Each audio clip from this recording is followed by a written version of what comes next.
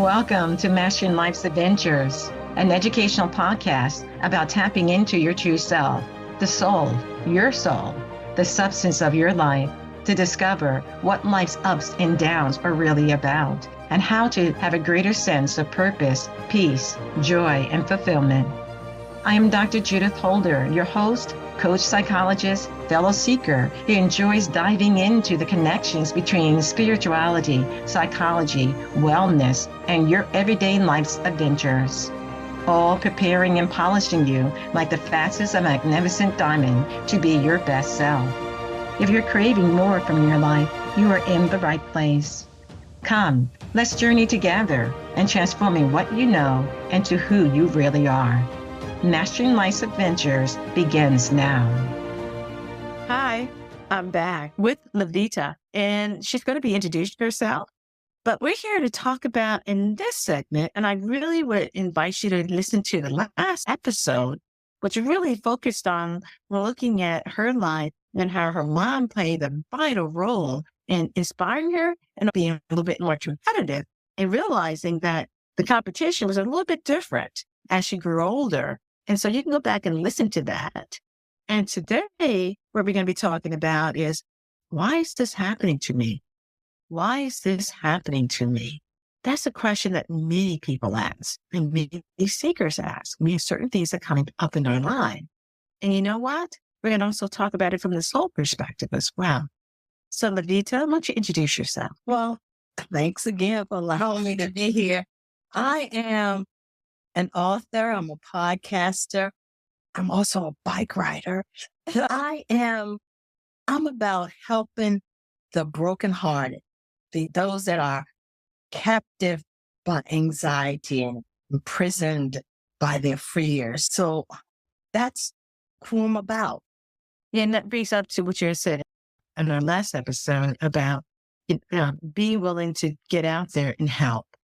And also be able to realize that everyone has a purpose and they have gifts to be able to be given. And these are the gifts that you're giving back into the world as you're talking about anxiety and people and trying to move past that to be their best self. And today we're going to focus on, why is this happening to me? Where did that question come from for you? And that's why I shared my mission. Because when I think about why has certain things happened to me? Why is it that I'm going through certain things in my life? It's all because of choices that I made, things that I believe that I shouldn't have believed. It's because of the world that I'm in, because there's some bad stuff happening in the world and good stuff. Mm-hmm. So there's also naysayers in my life. All of these things, people, experiences have an impact into why these things are happening to. But the thing I keep forgetting is that I still have a choice. I have a choice on how I want to perceive how these things are happening or not. I still have that choice. That's something that we kind of forget a lot. Things are going to happen. It's just human nature. Something's going to happen. A tree, a bird dropping might hit you on the head. You could trip and you're trying to figure out. So things are going to happen. It's that perception. You have to have enough in you to remember that either you're going to look at this good or bad or not at all. And I want to give this example. I remember as a assistant principal, I would do observations, teacher observations. I always did them. My county came up with this new system for us to do teacher observation. And so they were teaching us how to do it. Well, we had to pass tests. I'm telling you, Dr. Judith, yes, it's a test. I'm always somewhere between 1 to 5 points. Well, I couldn't do it. And I'm sitting in the car one day, just crying. I do this every day. How is it? I'm taking this test 3 times. I said, you know what? This doesn't make any sense. I was beating myself up. But in the process, what I didn't know was I wasn't the only one. There was a bunch of us that could just test. So the county soon just got rid of them. So things happen. And my perception of the whole thing had me anxious, had me worried. And it's because of how I came out of that I began to see that the things that are happening in my life, brokenheartedness, anxiety, and fears, how they were holding me from being and doing what I believe God had called me to do, to now trying to help people to get out of that. So things don't just happen to us to happen. They are a stepping stone to where we are supposed to be. We're exactly where we're supposed to be in order to get to that next step. And sometimes we forget that. We can't see it because of all the stuff that's cluttered all around us, trying to get us a second guess and get all confused and have toxic relationships in there, jealousy, all of that. So we have to remember that stuff's going to happen, but it's our perception. Mm-hmm. Mm-hmm. That's, very powerful, because I think in our perceptions of things, we have to shift. So we can perceive it in the human way, or we can see it in the divine way. And so the choices that we do make, like you're saying, is the soul wants you to choose the soul and do the higher way. And so that means it requires something we talked about in the last episode. It requires for us to be able to have some still time, or to reflect, or be willing to say, you know what, this is getting me down, Lord, or pray to the Lord. This is getting me down, Lord. I don't know what you want me to do here. What can I do differently? And sometimes the answers come that way as well. The choice is what you're saying, I think, is so important, because we can choose the high road or the low road. And again, the soul always wants you to choose the higher road. That means that we have to maybe sometimes be willing to go through some trenches towards to get to the high road, and understand that there's certain pieces that we're trying to learn. What is my soul trying to learn here? And not get discouraged, because I think that's the quality that really gets us off track. If we get so discouraged, then it gets us into kind of a dead end, and then we don't know what to do. Yeah. But we didn't ask God to help us through it. And we need to integrate that more daily into our lives. And that's why I started, because the podcast is called Hanging Out with Jesus. I want people to know that you got to hang out with God in these difficult times. If you're hanging out with your friend every time you have a problem, and that friend only connection is to what the news has told them, or what they found in some book somewhere, you're not getting the one that made you. You want to know what he said, the one that made you. That's God. So you want to know what he's saying. You got to hang out with him. You got to hang out with whom you think is vital to helping you grow.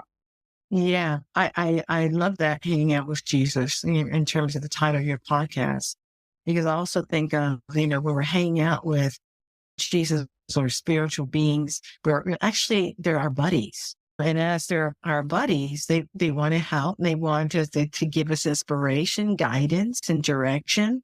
But if our attention is always put to hanging out with the media and the TV shows and the social media, then we're in a different path and a different road than hanging out on a spiritual path and a spiritual road that gets us to a greater understanding of ourselves and our reason for being. And also realizing that God did not say, and I said this in past podcasts, God did not say that you're not just going to be full of roses. You're not going to have thorns. God said, I'm going to be there with you. I'm going to help you through it, whatever the situation that you're going through, or whatever may be happening. And so you see that image of who's carrying who, and the footsteps in the sand is God was carrying you. It wasn't 4 footsteps, it was 2 in the sand. And so that is very important in terms We always have choices every day. And are we choosing those? We are choosing something that is higher and more purposeful and God centered. Are we choosing something that is more mundane, only takes us further away from our true nature and our true self, which God always, and our soul always wants us to choose the higher substance, which I say the soul is the substance of your life, the substance of who you really are. So why not hang out with your soul and with the Christ and your creator to be your best self? Yeah, you're going to go through some things. Now, I went through the passing of my mother in 2017. Let me put it this way. I went back to work a week later. All I can say is I saw me working, and I don't know how else to put it. Say that again. You saw what? I saw me working. I went to work. I did everything, but through my eyes, it was as if my body knew exactly what to do. The words that came out of my mouth, they were the right words. Now I'm a system principal here, and people are having problems. I'm solving it, but I had no connection with what I was doing. I just know that I did it, and that was God holding me. I didn't realize it there, but later on I realized it, that I was in pain. My heart was broken, and I needed to work because that's who I am. I'm not a quitter. I will keep going.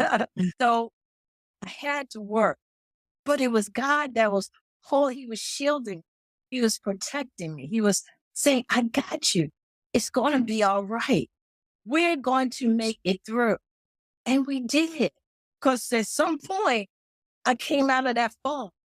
I don't know exactly when I came out of that fall, but I came out of that fall. And it was like, hey, we're okay. And then as I achieved that, there were other things that I had to achieve, which was letting go of the fact that my mother really wasn't here. You know what I'm saying? Letting go of, I can't run to her anymore. Trusting him more. And as I did that, I began to realize that I really have confidence in the Lord. And it was during this time that I was also beginning, as God was opening my eyes, getting me out of the fog, he was also opening my eyes to what I was going through in my marriage. And there's a lot of things I didn't want to see, but I felt as if we were going to make it. You know, my mother, her marriage didn't make it, but we were going to make it. I was going to do whatever it took. But the Lord had to show me as I accomplished this task that I can trust God to take care of me. When he opened my eyes to see what was happening in my marriage, I could then accept and I could then receive. That's all I said. I could then receive what it is he was saying to me all along. Even to the point of before getting married, all along, he's been talking to me. But I wasn't picking it up. When I gotten to that point to let go of the marriage, it was like the best thing that had ever happened. And so you ask yourself, well, why can't I go through 23 years of a marriage like that? Why? Well, you know what? I don't have the answer for that. But what I do know is that as a woman, bro, I have seen what God can do. And I didn't realize that God was as powerful as he was until I got out. I learned to trust the Lord more. I learned to seek him more. Then I went through other women go through an emotionally abusive marriage. Therefore, I can help other women. And the mere fact that He even had me start hanging out with Jesus podcast. I mean, come on. Not you just hanging out with you. It was like, he was just saying, tell everybody to hang out with. Because that's how you getting out of it. It's just interesting how we think things are horrible and that they're happening to us and that they're trying to destroy us. When, like we said, our perception, it's just a stepping stone to the next thing, to the next thing, to the next thing of us becoming who we're supposed to be. Right? At a place where we can help whomever needs that help. It's as if we become the way shower. And as Jesus was the way shower for us, we become the way shower for other individuals because we've experienced something. We know what it's like to be in the trenches. We know what it's like to feel the pain, the hurt, the disappointment. And therefore, it allows other people to identify with us and be able to say, if you're able to do what you're doing, how? And, can you teach me how to do it similarly? So help me through my hurt, my pain, my disappointment. So, and that's a very powerful thing because we become then models of light and models of when being able to, and that people know that there is hope. And that sometimes what we need a lot of as we're living in the 21st century is hope. That we can step out of it or take steps towards, a greater sense of self-mastery and a greater sense of well-being, in ourselves. But what you said earlier, too, was very, important, too, is just that when your mom passed, which is a major anchor for you in your life, it felt like your heart was going to break. And perfectly understand that. And what the soul ends up doing, it goes dormant for a little bit. So you go through the observations, you're observing, you're doing the things you need to do, you're on automatic pilot. And the soul is like saying, I go automatic pilot because I just need time to be able to figure out, be closer to God, be closer to the Bible, be closer to inspirational readings or reflections as a way to start the healing process to something that, was a critical component of who you were and your being. So it's shifted you. And that shifting process, it sounds like it opens your eyes to saying, what am I doing here with this marriage? What's really, where's the meaning? Where is the purpose? What is it that I need to see that I wasn't seeing before? And because at some stages or at certain points in our life, God says, you're ready to see this now. How do you take those gems of learning that you've learned and throw away the rest, from the experience? And so that it moves you into something we talked about in the first episode is sacrifice, surrender, selflessness, service. That's all the qualities that God and Jesus came to emulate and show us more around how to be able to do that. And our soul wants to be able to do as well. That service that you're giving to understanding your breakups and your pains and your hearts or whatever, just opens you up to have a greater sense of love and a greater sense of purpose in the service of helping other people. And you go through different seasons in life. And that's just a part of growing up. Some people say they don't want to grow up, but yes, you do. You do. Because in each season of your life, you learn a new nugget, a new piece of wisdom, something that can carry you to that next level in your life, or that, I don't want to say level, but next stage in your life. And if you don't allow yourself to grow in each stage, you're going to miss out. You're going to be stuck. Well, and I think that's what happens sometimes is because people maybe have that resistance and they don't want to grow, then they move into depression or they experience more of the greater angst that's going on in their lives because they don't know how to move forward. They don't know how to be able to be different. They feel as if they don't have the flexibility in their lives. What would you say to those individuals? I say that is your perception. You see it one way, flip. There's another one. We always think that there's only one answer to the question. There's always more than one answer to the question. The bill collector can say, the money due on the 3rd, and we're cutting it off on the 4th. Okay, the choice is, if you can't find anybody to give you the money, then it's cut off. But you do have a choice. You can either move, you can let it be cut off and then try to get you another part-time job, or you can just let it happen, or ask a couple of friends or somebody to give you some money. There are choices. Ask for extension. You ask for an extension, but there's choices. There's no need to be stuck. Even a person who is, we've heard about people who have been in concentration camps. We have heard of people who've been through some really drastic things in their lives and how they have made it through. Oh, Sheila Johnson. She was co-owner of BET.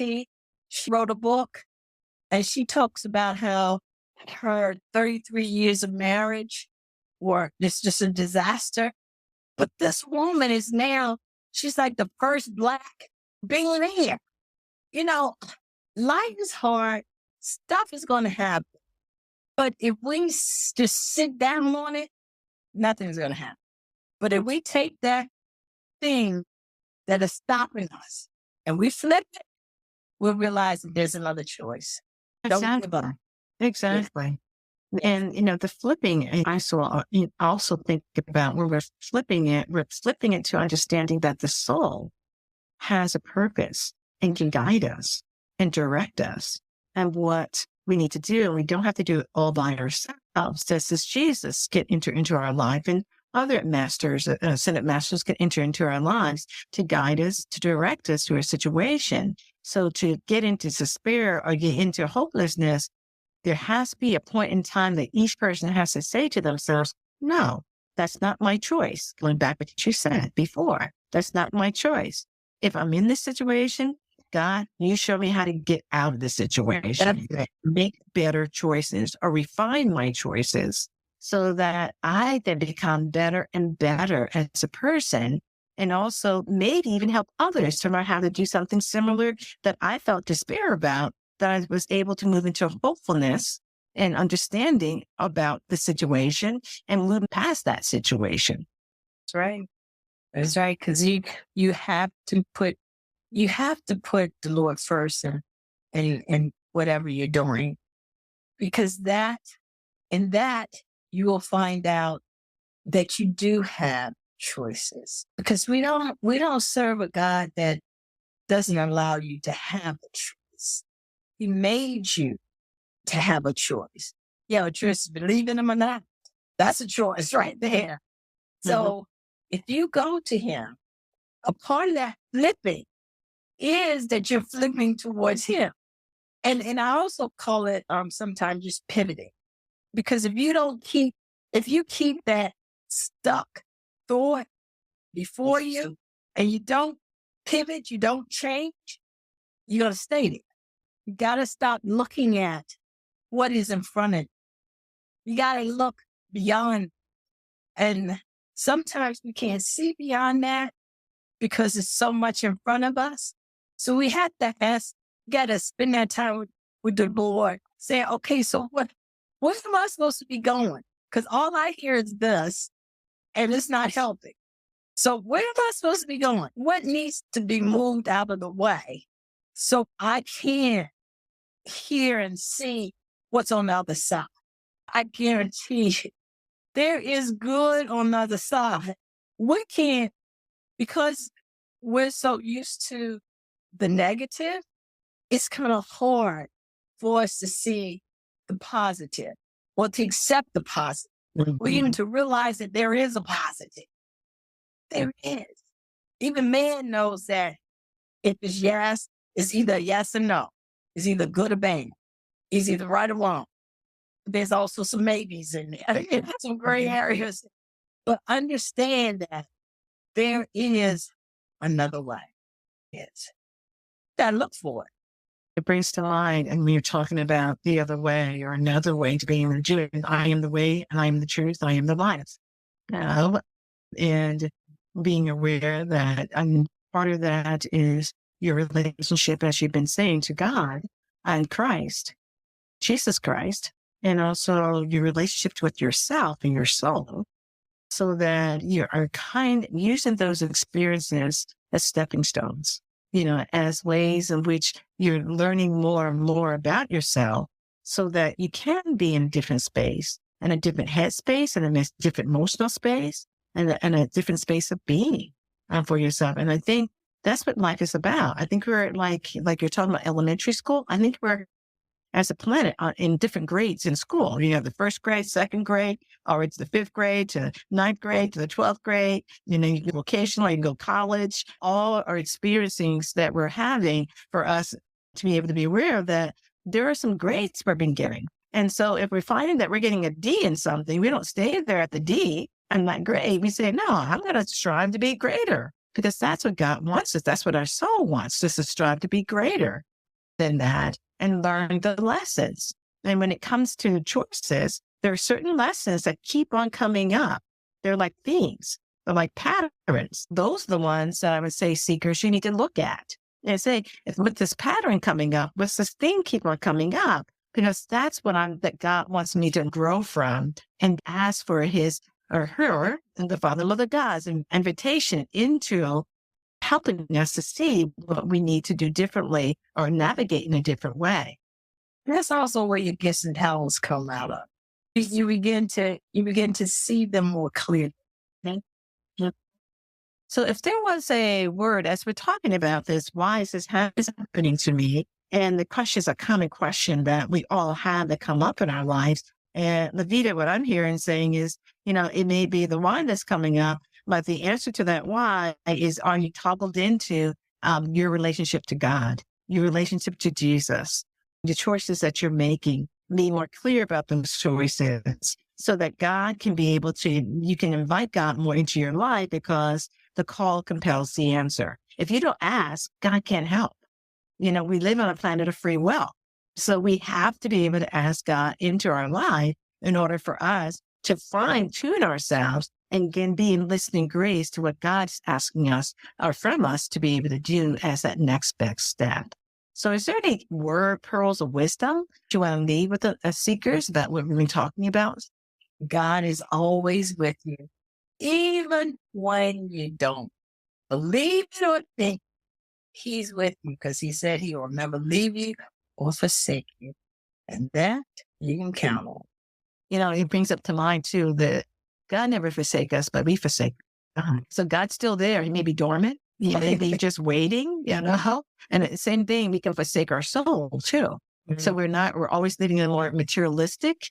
And materialism has its place, but it's totally 100% ingrained in materialism. And the carnal mind and how we're thinking and going about doing things is a kind of a path away from God. But God's still there within you, waiting for you. He's definitely waiting. Yes. And he prefers not to be on the sidelines to waiting, but first to be in the game with you of life. Oh, yeah. He's definitely in the game. He's in the game. But you can push him away or keep him there. But he's not going to go beyond you. If you say, Lord, I got this, take your hands off it. Mm-hmm. Yeah, exactly. It's been really a delight to have this conversation. And again, seekers, I would really invite you to look to our part 1 that we did, which I think you will find very inspirational too. And it was talking about Lyvita and the forging of life through competition and inspiration and the impact that her mom had on her life. And in this segment, we were talking about why this is happening to us and knowing that maybe the question is not so much of why it's happening to us as what do we want to do about it? And how do we want to invite God more into our lives to guide us, to direct us, to aid us as we're going through the different life experiences so that our soul can be at its best and we're feeling that we're living our best life. So seekers, I welcome you to continue to listen to these podcasts. We have some other interesting topics coming up. And I want to say, Lyvita, again, thank you. And to the seekers, thank you for listening. Until we meet again, bye for now. Thank you for joining me for this episode on Mastering Life's Adventures, being your best self through soul evolution. If you have enjoyed what you've heard today, I would be delighted if you would share this episode with others, leave a thumbs up, and subscribe to my Mastering Life's Adventures podcast. Look forward to your joining the next episode. Please leave any comments or suggestions you might have below. Bye for now.